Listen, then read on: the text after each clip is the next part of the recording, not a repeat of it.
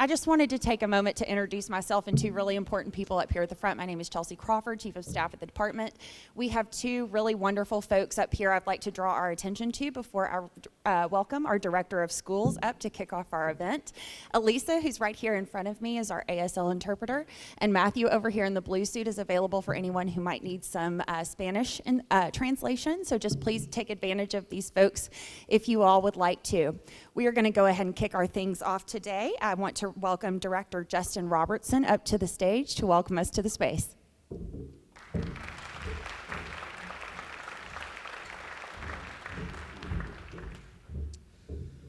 Welcome to Ooltewah, Tennessee.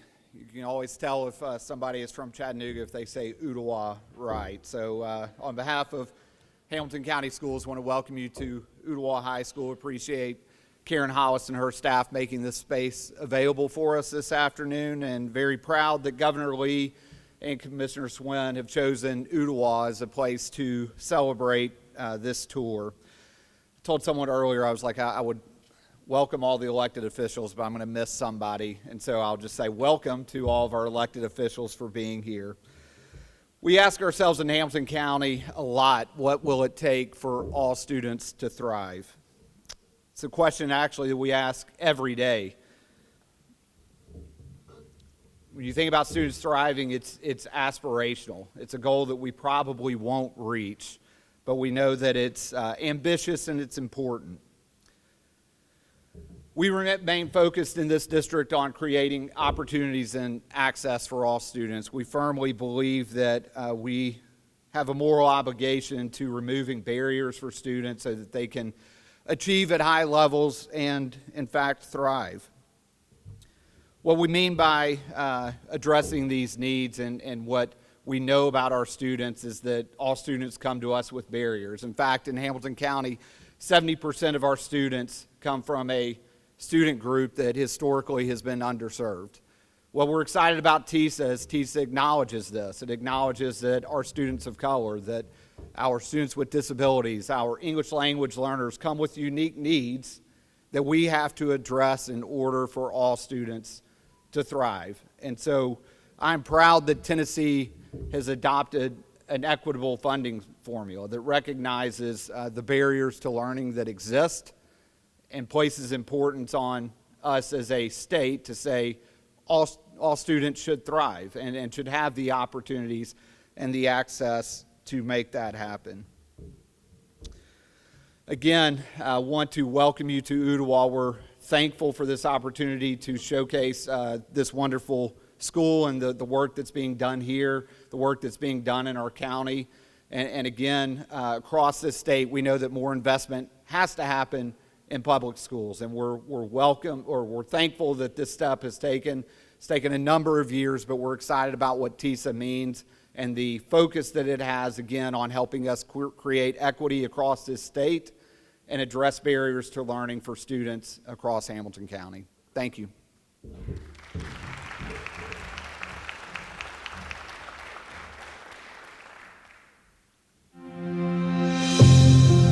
Now is the time for us to kick off a process to fully review our K-12 public funding for education.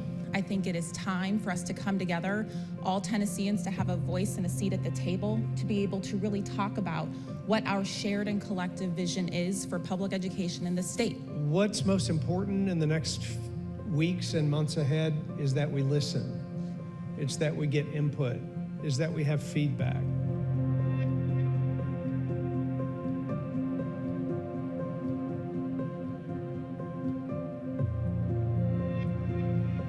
Students with disabilities, that we're also talking about students that are exceptional learners. Funding for school social workers. We can get kids reading at the third grade level. Recruitment and retention of high quality teachers. The funding should be changed to fit students here. We need a funding model that is a student-based funding model, but it's an equity-based student funding model. Make sure that the new formula is producing outcomes for students. We should have adequately staffed counselors regardless of how many students are in that school. I want to make sure that the new system fully funds the actual cost of educating our children at a high level. And if we really want to do a basic education formula, it needs to be basic. One that parents can understand, one that districts can understand. We see this funding review as a way to move forward, to finally get it right.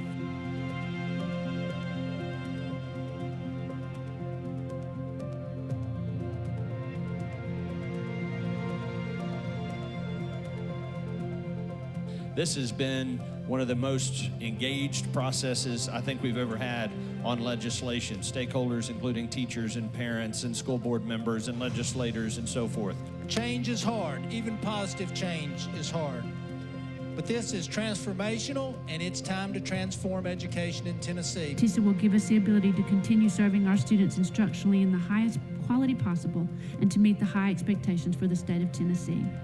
Students are the most important factor of a public school system. And again, we're funding students, not systems. This will give them the ability to innovate and try new things and focus on funding what their needs are at the district and individual school level. What TISA would do is, let our local leaders lead, our local education leaders lead. Knowing those directors are boots on the ground, some of them had some concerns here and there, but they said overall this is good legislation for the students of Tennessee, and therefore I support it because I support them and they know what's going on in their daily activities. We have an opportunity now under this particular bill to look at how we fund education. And the reason I'm excited and I'm convinced that this is a good formula to follow is because it funds according to student needs. House Bill 2143, having received a constitutional majority, I declare it passed. Aye, 63, 24 nays, one present, unvoted. Senate Amendment number 1 and 2 have received the constitutional majority. I hereby declare concurred in without objection. The motion reconsider is tabled.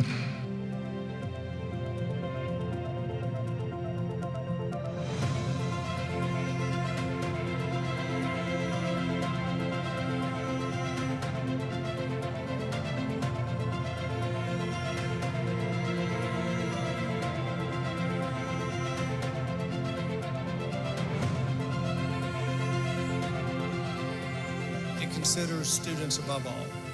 It is a student-based funding formula that considers the unique needs of every student.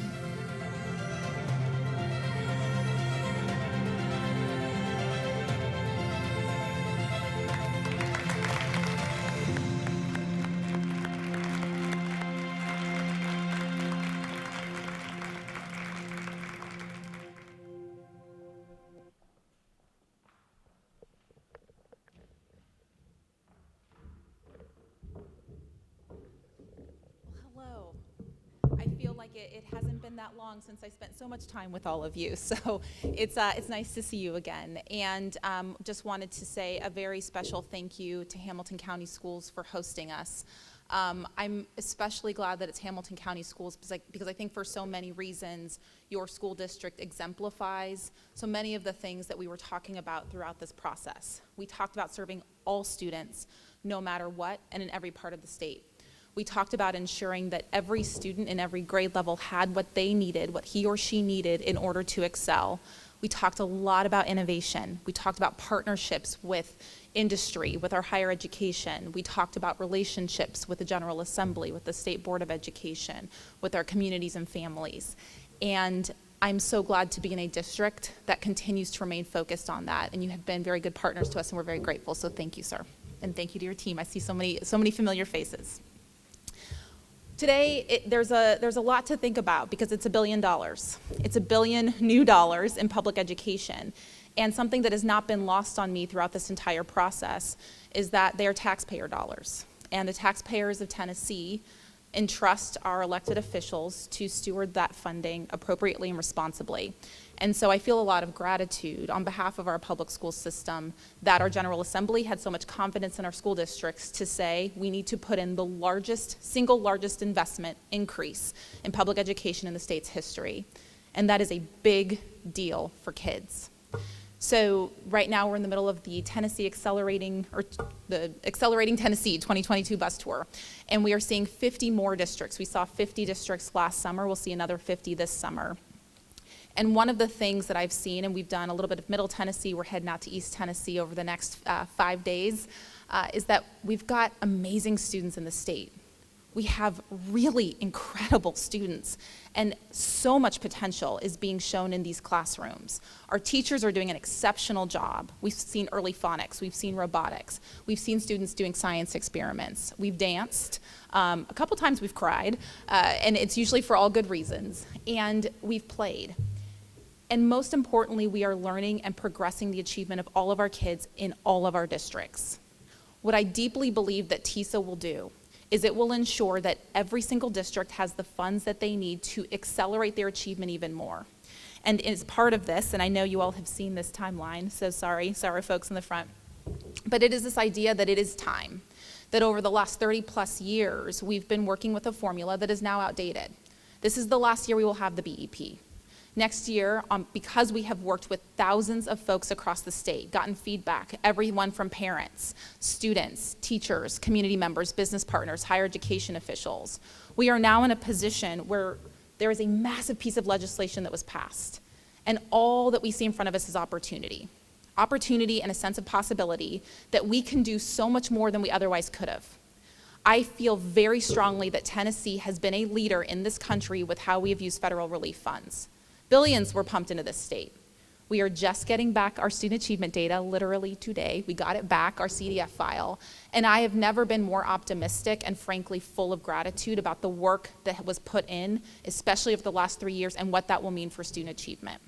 What TISA allows us to do is those best practices, those strategies, those initiatives that have been put in place for our school systems that have moved our students forward, I believe, faster than anyone else. We will be able to continue and expand those. We will be able to think about strategically investing in things that work, stopping things that don't, but the entire time focusing on students. And the most important thing that I think was part of this legislation is that it was focused on outcomes. This isn't just about more money. It can't just be about more money. Money doesn't solve problems. The things you do with money solve problems. So this legislation is focused on ensuring every child's reading on grade level by 3rd grade. That has got to continue to be a focus. It's ensuring that we have high school programs that are going to set our students up to be successful after they graduate, no matter who the student and no matter what the pathway. It ensures and focuses on closing achievement gaps, persistent achievement gaps that exist not just in Tennessee but across the country. We are seeing those gaps close, and because we are now funding for the needs of our individual students, I believe they will close faster than they otherwise would have. We have focused a lot on resources and supports. We are moving from the space where we have testified and answered questions and answered them 900 different ways, and so I hope you all got satisfactory answers, and I appreciate that, because one of the things that I think had to be part of this process was really vetting an investment of this magnitude. It can't just be a blank check. It can't just be, we believe in funding education, so let's just go fund education. Some people do that. What I really respect about how this process worked is that it included so many voices from so many different parts of the state. It's that until we feel like we have our questions answered, until we feel like we understand what this is going to mean for students, we cannot move forward. And so as a result, we have been able to get to a better piece of legislation than it first started. We've been able to set ourselves up to do something greater than we otherwise could have done. Part of that is now moving into implementation. And so I think there was this moment, and I know I was in the gallery when it was voted in both the Senate and the House, and there was this moment where, as a team and stakeholders, community members, there were so many of us that represented different organizations, perspectives, parts of the state, and there was this kind of just relief and excitement and giant smiles, and a couple of people were like, "It's $1 billion," and I was like, "I know."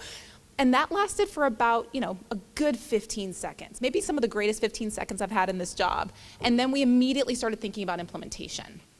Because the worst thing that can happen is we pass something as a state that our General Assembly, our governor, one another, that we believe so deeply in public education, and then we don't implement it well. And so the thing that we are focused on now is really, what does implementation look like? What does it mean to provide professional development and supports, resources to our school districts so they feel empowered to make the decisions they know are best for their local communities? The TISA guide is going to be one of the parts of that. It's the resource component of implementation that is coming to a school district near you soon. We are working very quickly, I promise, to get that done. But as part of this process, it has not been a top-down process. It will continue to be an inclusive process. There is no reason to stop what I think was one of the hallmarks of this entire legislative process. It really is about ensuring that everyone knows they have a voice. So part of this is going to be looking at our base and our weights and our direct funding and our outcomes. And it's going to be putting together the pieces of what will actually create this formula. Ensuring that if funding is going, if we have a 25% weight for economically disadvantaged students, that we really understand how those dollars are getting invested, that we can see the growth in that particular population. It's going to be thinking about rules. I'm happy to say, on schedule, didn't think it was possible, said it couldn't be done. Rules are posted, the draft rules, today. So you can go online and look at the rules. We strongly encourage feedback on these rules. These did not come just from the Department of Education. We brought together a series of small groups that included district officials, teachers and principals, advocates, community members, and said, this is what the law says. This has been an inclusive process from the start. It must continue to be inclusive. And so as part of that, they gave initial feedback. Those rules were put together, and now they are public. They'll be public for the next 6 to 7 weeks. We really need additional voice. We've heard folks say, you know, I provided the comment during the legislative session, and I was there at one of your town halls, and it's like, great, and I'm asking for just one more thing, and then I'll ask for one more thing. But it really is about saying that the rules are implementation. This is how we take what was passed and really make it work for kids and make it work for districts. Some of it's the little tiny stuff. How do we collect data? How do we think about how we code different components? But there are really big things. How are we actually going to approach students with disabilities and our unique learning needs? How are we going to think about outcomes and how much we weight and for what? How do we ensure that what we report back does what we said it was going to do and provide the general public with the information they deserve as taxpayers about how their schools are funded, what that funding is used for, and how it has or has not improved student achievement and what we're going to do about it. So I'm very excited about that. Our outcomes committee was fantastic. I think they pushed my thinking more than anything. We have 2 of those folks here today who will be able to share some of their reflections.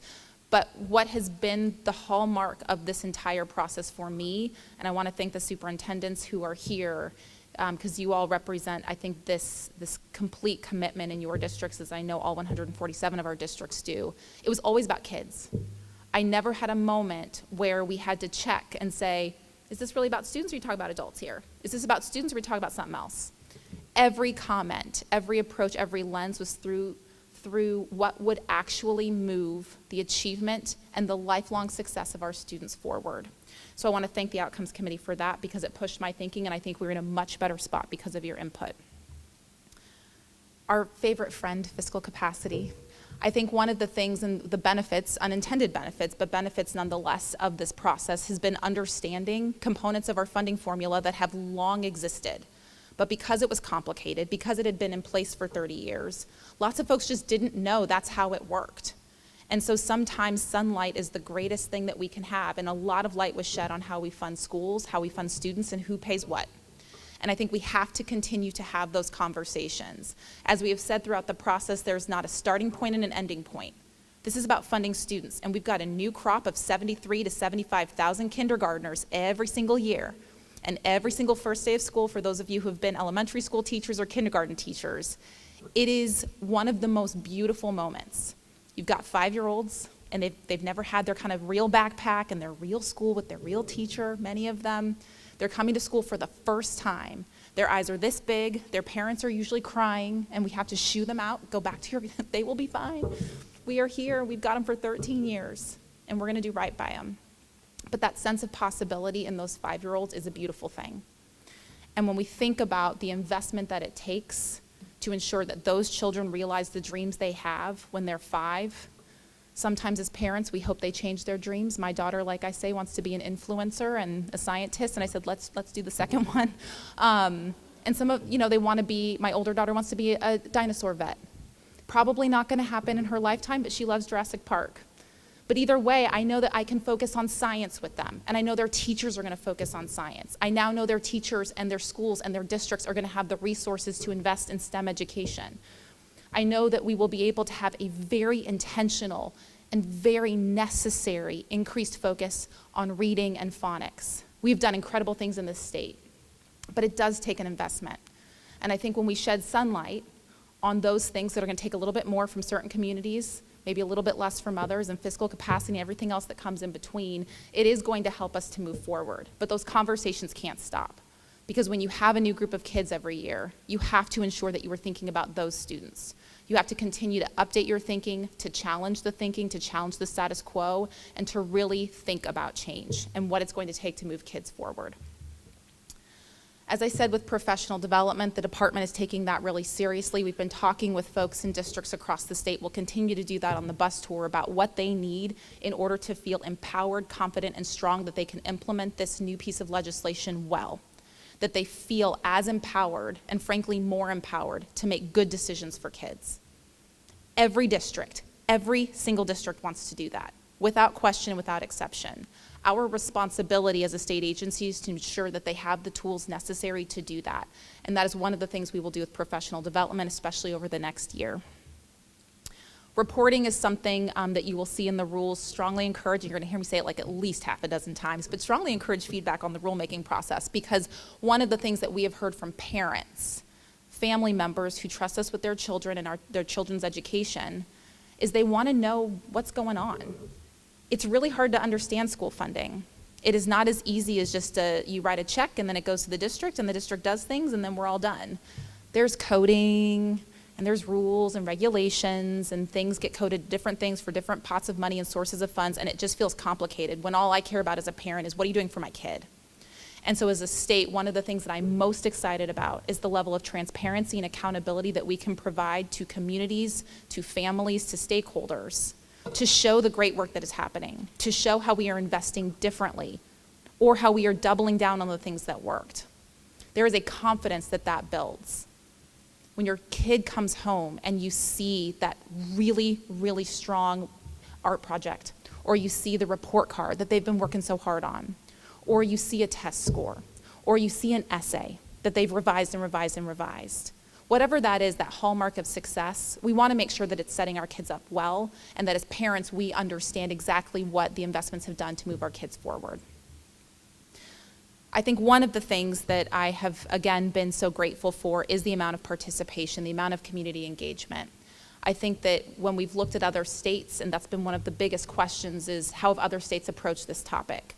And it has been very, very top-down. Small group, maybe 8 people make decisions that are supposed to impact millions of others. And what I appreciate is that there were very few people who agreed on every single thing. I did not agree on every single thing. And that felt really good, because you should have a piece of legislation where you see yourself reflected in it and you see the opinions of others reflected. And that happened here.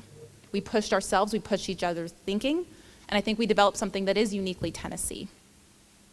So like I promise, I'm gonna say it one more time. Please engage in the rulemaking process. Implementation matters. There is no finish line. We didn't run through some kind of tape because we finished the marathon, have our oranges and coffee and whatever else. We are still going. This is every single year. We have got to stay engaged. We have to stay committed. We have to ensure that we are making the decisions that are going to move kids forward. And so the rules are posted. Please give feedback. We are very excited. We are grateful to the State Board. I see 2 members here who will help to support and work and ensure that we have rules that best support our districts and our students. But we really need to continue to have these conversations. There is no stopping point. With that, I'm going to invite our panelists up. Chelsea's going to help me with that. And as we are doing that, it's just one more thank you for those folks who have done so much on behalf of kids. So if you are a General Assembly member, if you wouldn't mind standing up, even if you're not on the panel, I'm going to call you out, Senator Gardenhire. If you all could just stand up so we can recognize you all. Yeah, I'm going to make you. Lumberg? Chairman Lumberg. Thank you. All right, while we're making our way up, I also get to facilitate, so I'm very excited. I won't put you on the spot. Well, thank you. I'm just kidding. Very good. So I want to just start off very quickly. If you all want to just introduce yourselves, the district that you are either representing or that you are leading, and just maybe something that, as it relates to TISA, the impact that you think it can have, and frankly, the things that you are looking forward to. So I'll start here with our good chairman. Cool. Well, welcome to the 11th Senate District. This is my district. I do want to say hello to my colleagues from our delegation, Senator Todd Gardenhire, Representative Greg Vidal, and I think I saw Representative Greg Martin, and then another colleague from the Senate, the chairman of the Senate Finance Committee, John Lundberg. John, if you'd stand up, because these are my local folks, and they wouldn't know you, but they would know everyone else. So thank you for traveling. This is obviously really important to the chairman of the Senate Education Committee because he's traveled all the way from Bristol, Northeast Tennessee, to be with you tonight. So I hope those of you in the audience, if you have a few minutes and you want to bend an ear, he's sitting right over there. Again, I'm Senator Bo Watson. I've represented this area for the last 18 years. You know, through each one of those years for Hamilton County, the basic education program, the BEP, has been an albatross to the delegation. And I was one of those members who was super excited but skeptical about the ability to transform our funding system. We've been complaining about it for years here at Hamilton County, and I think now we have the opportunity to really get it right. So I was really excited to watch us work the process, watch the Department of Education and the administration work with members to develop a piece of legislation that I think has a great opportunity, if we execute it correctly, has a great opportunity to make a huge difference in Tennessee's education system. Hello.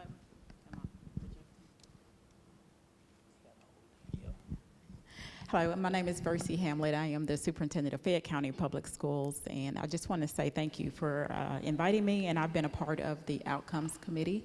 And I just want to express first that I feel like this process has been very authentic, and I just want to commend you, Commissioner, on the great job that you've done. It's a lot of hard work.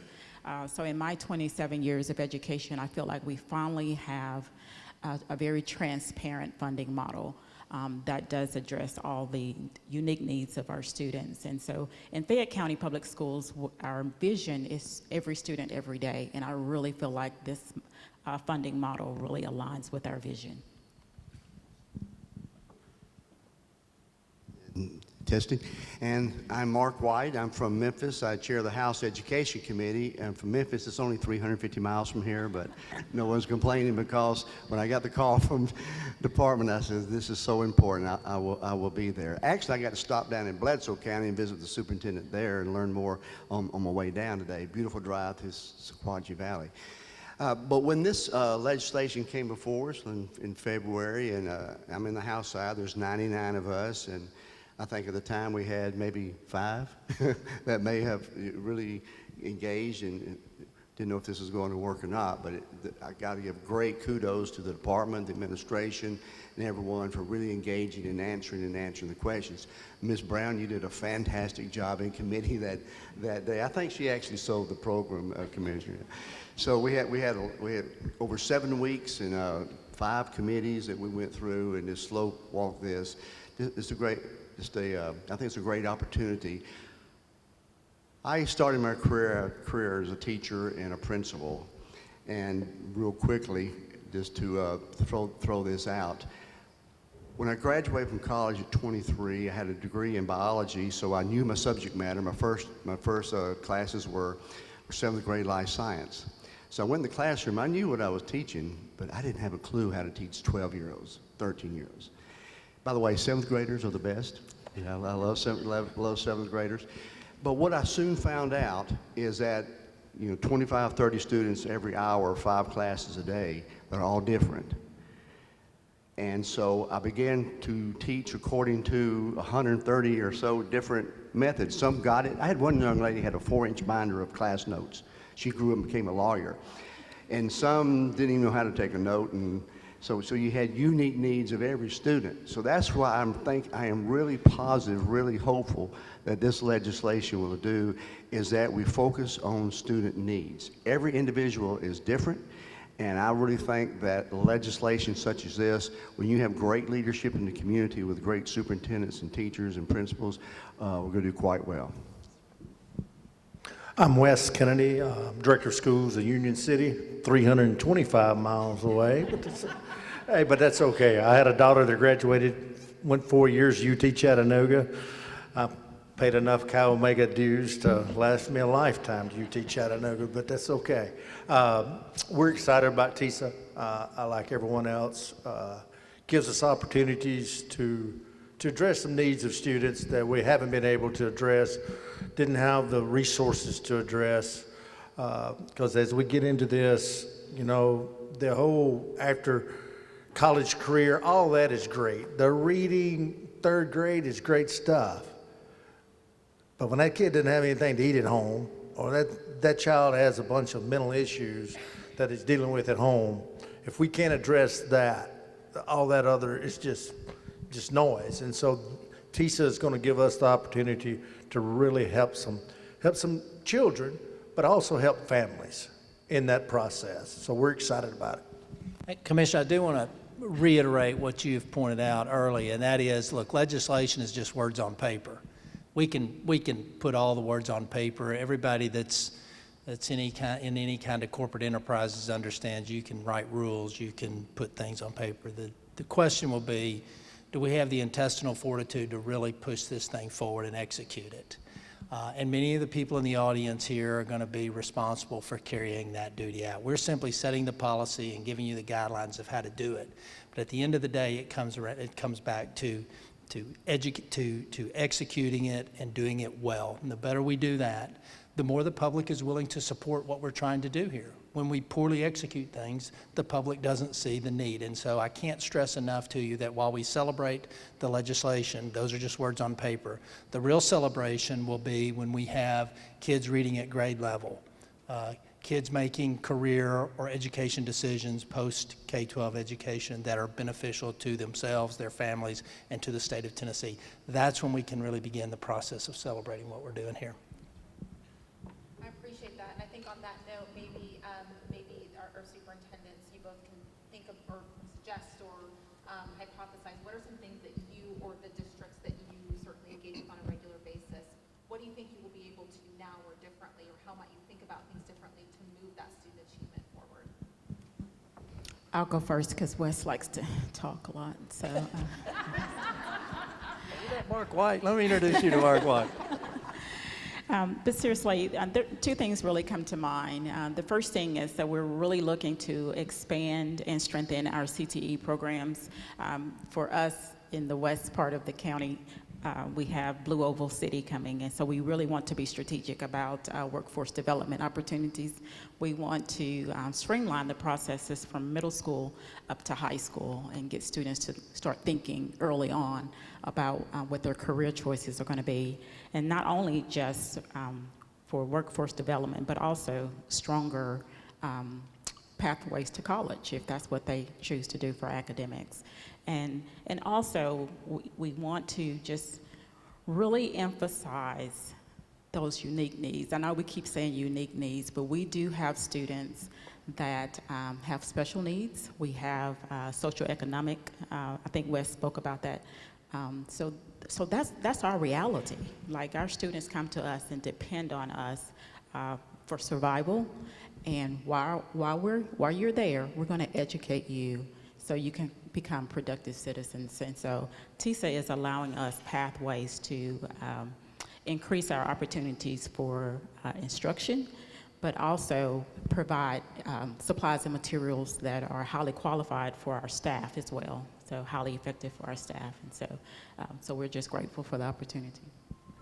And I'll piggyback on what Dr. Hammond said. We're the same. You know, we live in a situation, and I love Union City, I love O'Brien County, I love where I live. But the facts are the facts that in our district, over 60% of all households, family households, are rental properties. I mean, they're coming and going, and over half of that is Section 8. And so when you, with TISA, you know, you may have a child or a family move out that was just your normal child in a regular class, and all of a sudden somebody moves into that housing with 3 children with special needs. And this affords us ability to deal with those things and give them the best opportunity.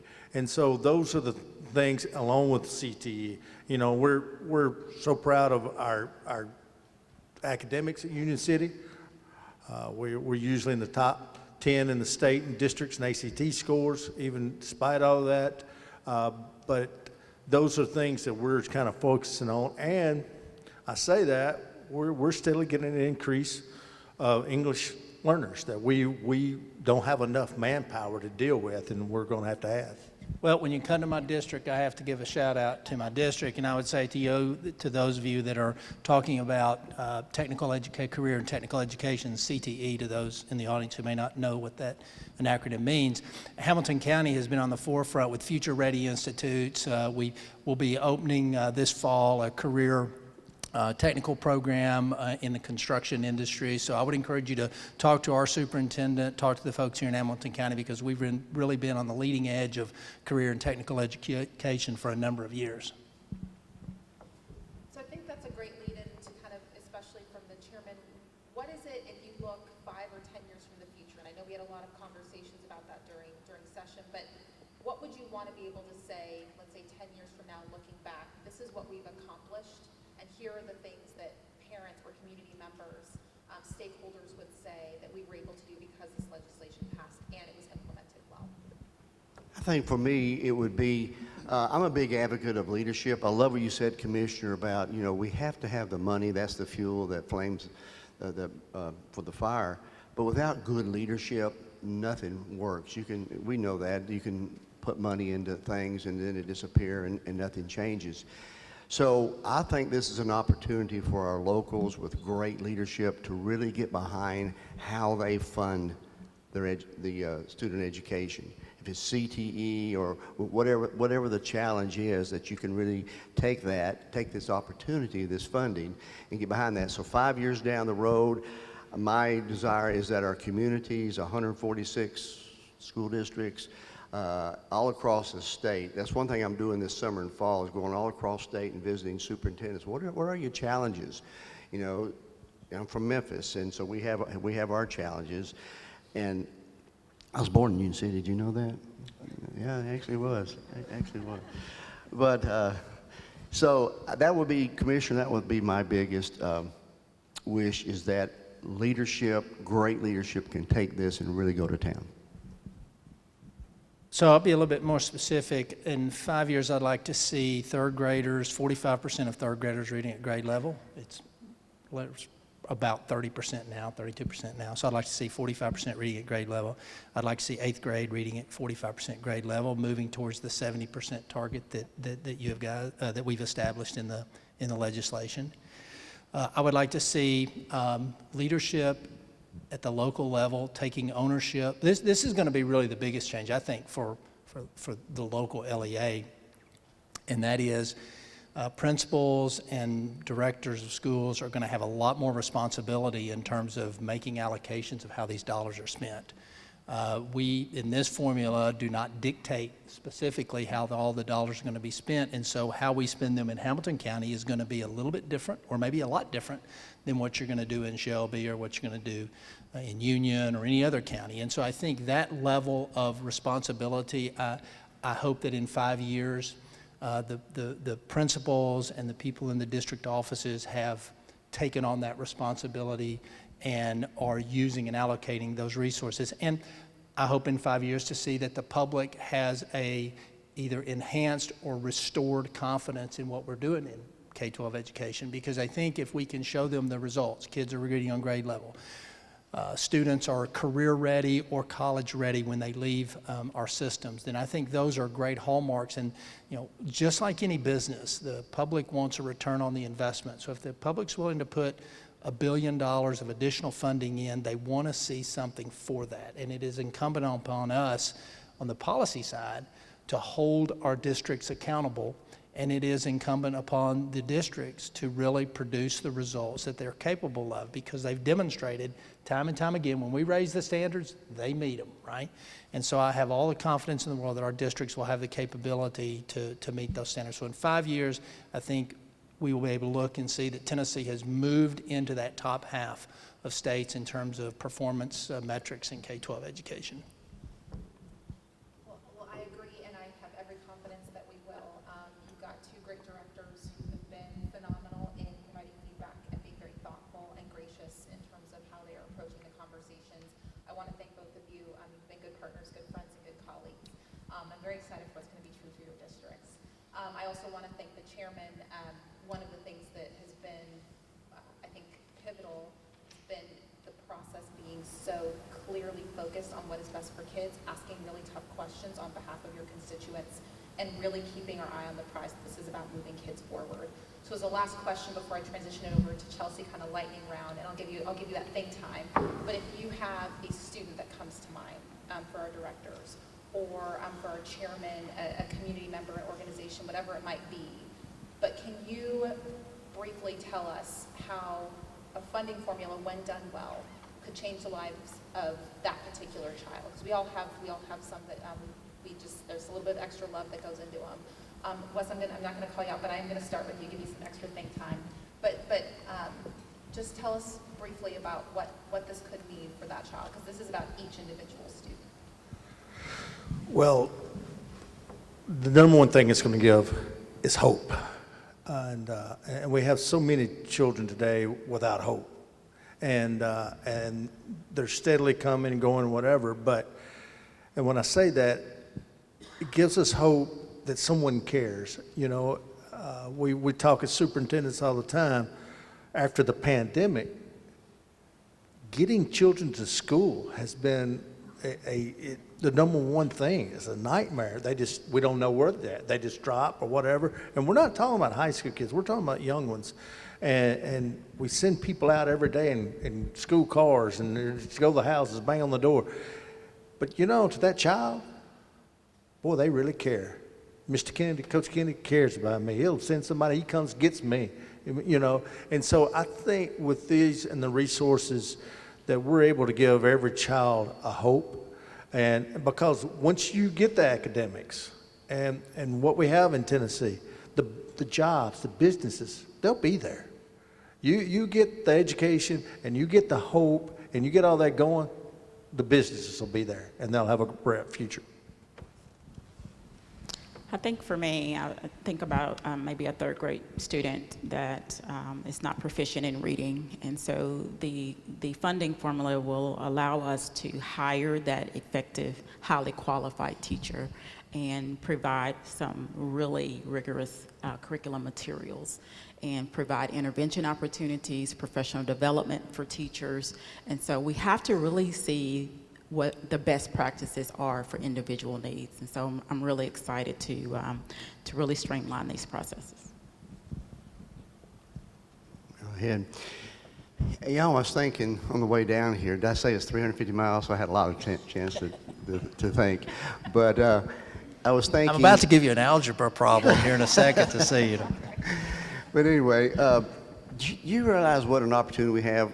Our best renewable resource is our children. Now, I'm a huge fan of children. I really think children are far smarter than adults. And I think they're created that way because it helps them as they grow up through. And a lot of times we're not, as adults, not letting them be children the way that where they should. But it's a renewable resource. And we have this 12 or 13 years to get it right. Besides teaching 7th grade, a few years I spent as a K through 6 elementary school principal.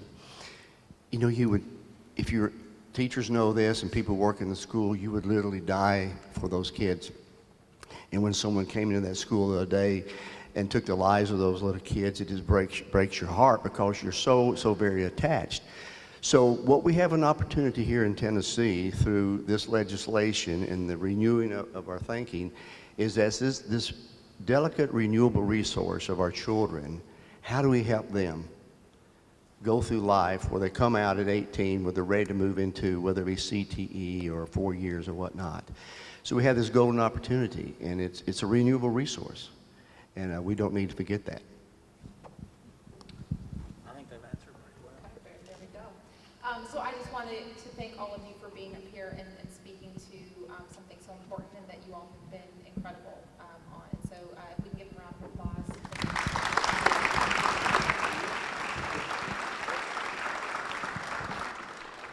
And with that, I have the great pleasure of introducing Adam Lister, the head of Tennesseans, or president of Tennesseans for Student Success, who will be here to moderate the next panel, and thank him for being here. But again, just thank you all very much for your support of TISA.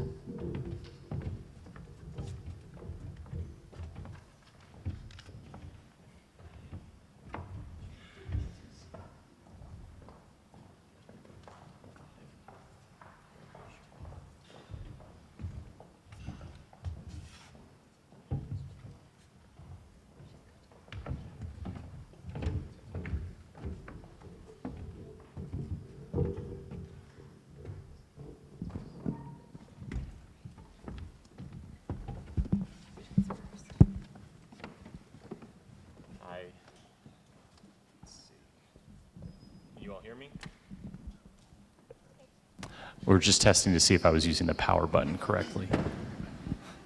So I'm Adam Lister with Tennesseans for Student Success. Appreciate you all being here today. The size of this crowd alone says a lot about your enthusiasm for what the administration, what the department, and the legislature were able to put together in a relatively short period of time. I've told this story a couple of times as we've talked about a variety of issues that you see leadership show up in ways both big and small. And especially in this administration, I've seen it show up in the way that they engage with kids on a one-on-one basis. But a couple of years ago, I remember having a conversation as lots of districts across the state were talking about the importance of increased funding in schools and in districts. And you know, what the department and what the commissioner and what the legislature and the governor won't say is they get a lot of phone calls, not all of them happy all of the time. And when I was pulled aside at one point, you could hear the conversation kind of growing about the recognition that we need to do something, that the BEP wasn't the formula that was going to carry this generation of students and the next generation of students into a place that was going to prepare them for success. Because they weren't talking about that in a way that the general public heard about, it would give off the impression that they were satisfied with the status quo. When the conversations became public that this was a priority for Commissioner Schwinn and Governor Lee, they moved very, very quickly and did so, I think, with great intentionality. So I just want to give them some credit for that and tell them that, A, congratulations, Chairman White, appreciate all of you've done. And the idea that everyone here now is here to learn more about this program is just really super exciting. So that's my moment of personal privilege. I'd love to take a moment to have the folks on this panel introduce themselves and say a little bit about who they are, why they're here, and we'll jump into the questions right after.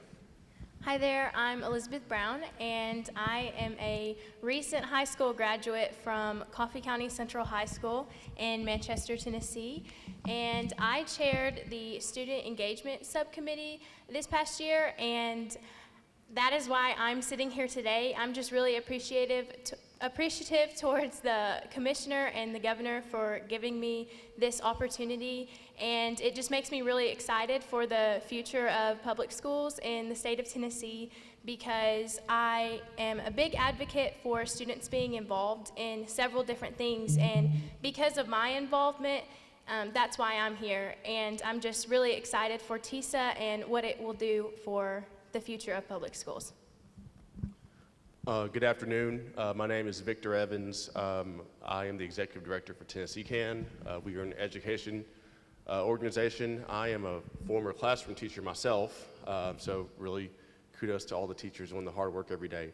You know, our organization also focuses on policies that put students first in this state. And one policy that we've talked about for years, for about 6 years now, is how can we get to a student-based funding formula in this state that individualizes the needs and learning for students across our state. And so, you know, I'm gonna repeat what Adam just said, but, you know, kudos to Governor Lee, Commissioner Schwinn, her team, the legislature, our legislative leaders for, having those hard conversations, making those tough decisions to finally get this thing going. I too chaired one of the subcommittees, the Economically Disadvantaged and Highly Mobile Student Subcommittee in this process. Was really honored to do that. Currently serving on the Outcomes Review Committee. So as Commissioner Schwinn said, please get your comments in and get engaged on the rules, because that's the real work has started. So really glad to be here with all of you. Good afternoon. Do I have that? Now? There we go. Thanks. I'm Dan Challoner. I chaired one of the subcommittees, the Foundation Subcommittee. More importantly, I'm married to an educator, to a teacher. My 3 children are graduates of Hamilton County Schools. And I work at the Public Education Foundation, and we work with teachers every day, and we work with students, particularly high school seniors and students in their first couple of years of college. And what I see in TISA is just such a wonderful step forward for the state. I'm really excited to be here and to see. I know implementation is the hard part, but that our state came together and that so many different people, probably as you did, I had the privilege of reading a couple thousand emails that people sent. People really care about this, and we've built a community that wants to step forward. And I think that's kudos to the governor, kudos to the commissioner, kudos to the elected officials, but also kudos to all the citizens who were engaged. I think it's a terrific day in Tennessee. Dan, I'd like to start with you. You're the local celebrity here. In what ways do you, as you have had an opportunity to dive into TISA at its initial conception and following through the legislative process, what ways do you think about how it's going to implement or impact local school districts across the state generally and Hamilton County more specifically? So not to be contrary, but it's late in the day, what I think is the more important question is how will it affect students? Right? Because it's really, what's so wonderful about this is it's really focused on how it impacts students. And I think it's going to do a lot of very important things.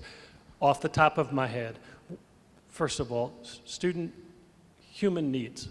There's a real investment in nurses and guidance counselors and to help students with their human needs. I think what's also really important about TISA is it really is focusing on students we haven't served as well as we need to, particularly low-income students, students with disabilities, students who are English language learners, students of color. So those are 2 areas where I think TISA really steps up. It's going to help teachers.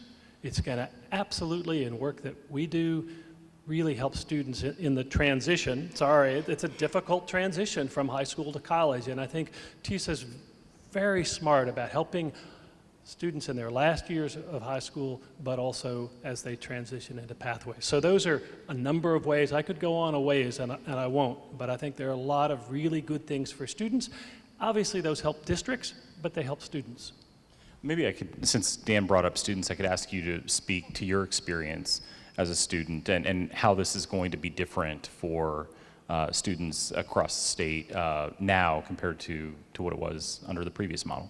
Of course, when TISA is implemented, I will probably be, I guess, in my 2nd year of college, and I'm just excited to take a look back on comparing my K-12 education experience to a student's K-12 experience under TISA. I know that since I chaired the Student Engagement Subcommittee, it was a subcommittee full of students. And, when you allow students to talk and say what they, tell us what they need and what they want, they are happy to use their voices. And so I know that each individual needs of students are going to be met, and I'm just really looking forward to seeing the growth. I know that when I was in elementary school, I personally was not in the gifted program or did not have dyslexia, but those students were all around me, and I felt like they didn't have the resources that they needed at the time, and I think that under TISA, they are going to have those resources. I'm also a product of the Career and Technical Education program, and I'm just really thankful for that, and I think that when TISA is implemented, the students in middle school who want to get their foot in the door in not just one, but many different potential career paths, I think that they will be allowed to do that, and I'm just really thrilled to see what happens when TISA is implemented. Great.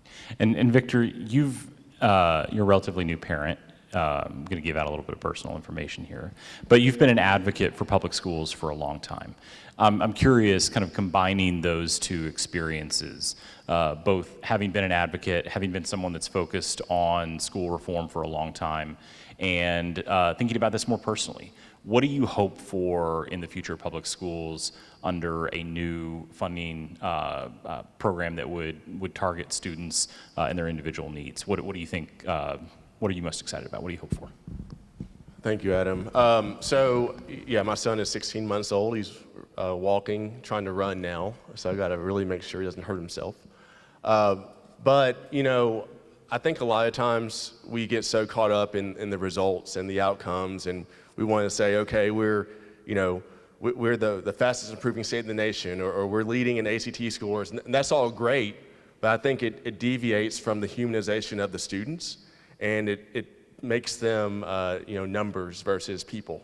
I don't think it's intentional, but we get so caught up in those outcomes. That's what happens. So what TISA is going to do is really individualize and humanize those students and their needs, and bring it back to what is best for this child in this school district, in this school, right? And now there's money and there's flexibility for LEAs to be able to do that, right? The state's not telling them, all they're saying is go do it and make sure you're serving students, right? And then obviously on the back end, show that you actually did that. So it's kind of an aspirational view, a similar question, but I'd love for you guys to think about more specifically, like what are the measurements that you are most excited to see once TISA is implemented? We've got the ability to think kind of generally to your point and what we hope the futures of schools look like, but what are one or two things that you hope to see specifically when TISA is implemented? Victor, I'll start with you and we'll bounce back from Dan and then back to you. Yeah, I'm really excited about the investment in CTE, the $5,000 per student. I think it's really important to yes, make sure that the experience for students is good, K through 12, but preparing them for post-secondary. So whether that is a four-year institution of higher education or the workforce or both, right? Providing those pathways and those options early on allows you to do that. Also, I'm really excited about the mental health investment that's going to be there for students. I think, 3 years ago, no one predicted that we'd be in a world that was shut down by a pandemic, and who knows? I mean, God forbid, next year or the year after that. So I think now with that flexibility allows you to really focus on the mental health component and really invest in those students and their specific needs. Also, I think with our special needs students, there's a lot of dependency, from the federal government on receiving money for our special needs students, and there's not a lot of flexibility in how you can individualize that. But again, humanizing those students and allowing school districts, because you guys, here in Hamilton County, your students the best, right? So you guys can now decide how exactly you're going to serve the needs of those students who have those special needs. So a couple of things I'd add to that. One, I think it's really important we have some absolute measures, but also closing the gaps. And really, I think one of the strengths of TISA is really thinking about how we as a state can do better for all students and close some of the achievement gaps. I'm also really interested in how our students do, after high school and in college, and I think and the degree granting programs, but also the credential. And I think we can measure that, and I think that's a really important outcome. Another one I want to put out there, I think we want to make sure that our teachers feel more and more that the needs of their children are being met so they can really focus on teaching as well as getting to know students and not having to do all the other things that have come on their to-do list. So those are three measures that I think really matter. The first thing that I'm, of course, excited about is CTE. Like I mentioned, I was involved in CTE, but looking back, I wish that I could have been more involved in middle school.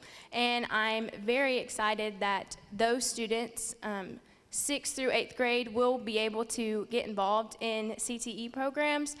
And every single student is different. Not every single student wants to do the same thing. And, you know, I'm just excited about the fact that we will have more funding towards programs that maybe need more equipment. And, you know, not every student is going to go to a 4-year school after high school. They might go to a 2-year, or they might go to trade school, you know, and I'm really excited that TISA is going to allow students to explore what they think is best for them.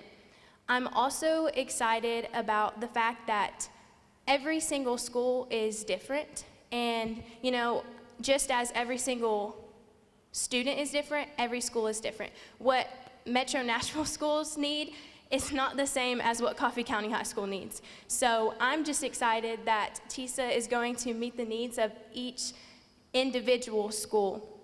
The last thing that I'm excited about is those with learning disabilities. As I mentioned earlier, they will get the resources that they need. And also, that reminded me, piggybacking off of that, in our subcommittee, we really mentioned that every school is different, so every school needs a different amount of support staff. You know, not every school is going to suffice with just one nurse. And so I'm really excited that each school will have their own needs met, and I'm just really thrilled. So I think we have about 5 minutes left, which may be enough time for each of you all to give an answer to the final question. And then if there's any time left, Dan, Victor, Elizabeth, if there's something that I didn't ask that you want to work into the answer, by all means, please go ahead. But I'm curious with transparency and accountability, which was a big part of this legislation. What do you think, or how do you feel that parents and educators and students are more empowered through TISA than they may have been previously? And I'll start with you. So as a student, I will speak on a student's behalf. Something that I'm really excited about that has been mentioned previously is the enhancing literacy for K through 3rd grade students. And so I feel that when their literacy is enhanced, they'll become more confident. And I know that when I went into kindergarten, I cried every single day. I did not want to step into that classroom, and now look at me, I'm speaking in front of you all today. And so I feel that students will be empowered to have more confidence in their abilities, and they will also get more opportunities to learn outside of the classroom. I know that some of the best memories I made was outside of the classroom, going, whether that be on FBLA trips or Beta Club trips. And so I'm just really thrilled for the opportunities that students will have outside of the classroom. And I think under TISA, that will only build from there. So I'm just really thrilled again. Yeah, on the accountability piece and the transparency piece, so you know, one big complaint from, you know, when I talk to parents who are in Shelby County or in Jefferson County, they'll say, I mean, what is the BEP? You know, 40 plus components to understand is just super complicated. And so I think with TISA, there's a lot more transparency about where the dollars are going, who the dollars are going to, how much went there. And then, you know, there's specific benchmarks that that school districts will be able to create to ensure that they're, you know, hitting their student performance and student growth as well. I think also it'll be important for parents to know, you know, that my child who has special needs, how much money did my child receive? What specific program helped my student show growth or show achievement? A low-income family, right? What specific programs helped my child on a trajectory to get into college or to go to trade school or to get a job or do some sort of apprenticeship during school? Like, what are those specific programs? So I think that's the biggest thing. And of course, I know a lot of our legislators, our lawmakers love to know where the money went. So I think it's something that's good for all of Tennessee, for everyone to see where that money is going. And I think it creates some accountability for everyone, because now that we know where the money is going, we can then have those conversations about what's working and what's not working. And one more thing about transparency. So, Tennessee Can, we work with different organizations, other CANs across the country, and 50 Can is our national office. And so we talk to advocates across the country who do similar work. And I've just got to say, I've never seen such a transparent process, pulling so many people in, so many stakeholders in, pulling students into the process. Because I know for sure this does not happen in other states. So it's really something to be proud of, what Tennessee is doing. Let me add, I agree with the accountability and the transparency, but I think there's another opportunity that's in many ways even more important, and that's to see where this is really working well, and to share that information and what Hamilton County does really well, not just within Hamilton County, but across the state, so that there are ways for us to learn. Maybe jump into your last question. I don't know if we have any time left, but I think a real opportunity of TISA is for innovation. The state's moved away from giving a line item for books and a line item for computers, and it says, we want you to educate children. To a certain extent, you know your children best. Figure out how to do that and share what you've learned, because we'll all get smarter, and there will be things that are wonderful in Coffee County that Hamilton County should learn from and do, and vice versa. And I think that's the opportunity, and I hope we just don't focus only on the test scores, but also on what are the strategies that will make us all smarter and give more kids more opportunities. Well, thank you all. I see Chelsea making her way up here. I'll say just one final comment. We thanked the department and Commissioner Schwinn and her team and the legislature and Governor Lee, but I also want to thank, as we close, there were a record number of comments and feedback provided for this program that ultimately put this together. Many of those comments may have come from folks in this room, so thank you for you all. When I was 7 years old and in second grade, the BEP was passed, and my son is now 7 years old and in second grade.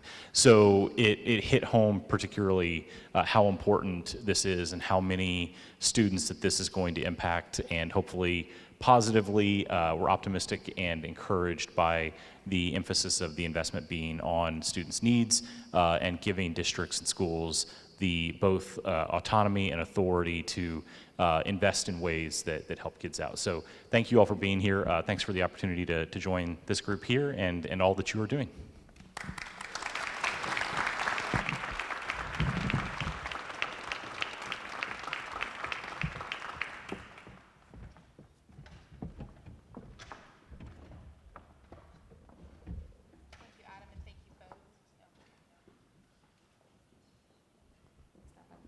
Thank you, Adam, and thanks, folks. I do have the great privilege of sending the governor's thanks and gratitude for all of the support on this process. I know it was very meaningful for him, very impressive to him, and certainly something that has been incredibly important for the administration. We're gonna multitask here. I also want to thank the superintendents and elected officials. Director Starnes, who's the head of our Superintendent Study Council, thank you, Chelsea, is also here representing our superintendents in the state. What I want to leave you with, though, are 3 kids that I got to see today who were amazing. My new little friends, Thatcher, Cadence, and Novella. We were in a phonics classroom in Marion County today. They've been in our thoughts, especially over the last several days. And we had 3 kids. They were all trying to sound out and write the word mug. And you forget, with everything going on, how simple that feels and how big of a deal it is. 3 very different kids, very different needs, very different backgrounds, all sitting at a table, learning how to read, some of them for the first time, with incredible teachers and aides and supports in place. But ultimately, everything that we're talking about here with money and legislation, all of it comes down to what are we doing for children in classrooms. And I had the great privilege of spending just a few minutes with 3 incredible kids. And I know that their futures are going to be bright. I know they're going to achieve whatever they want in the world. I've got 3 new best friends on top of that, and I'm always excited to make new best friends in classrooms. But it really came down to just sounding out the word mug and what that means and what that represents for the future. Thank you all for being here.